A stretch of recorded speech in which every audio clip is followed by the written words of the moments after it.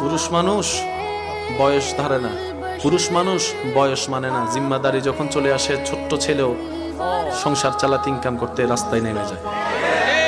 সেজন্য মনে রাখবেন, রাস্তাঘাটে কেউ যদি কিছু বিক্রি করে দেখেন, প্রয়োজন না হলেও নেওয়ার চেষ্টা করবেন।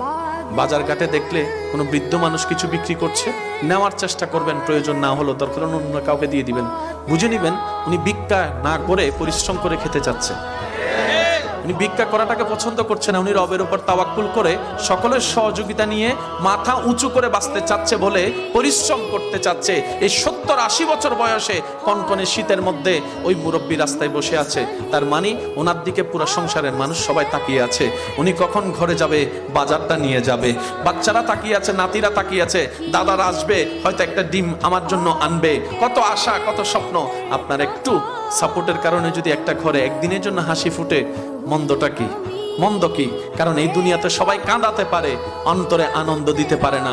আপনি না হয় একজনের এক মুহূর্তের জন্য কিছুটা সুখের আনন্দের কারণ হলেন, এর যাজা প্রতিদান 1000 গুণ বেশি করে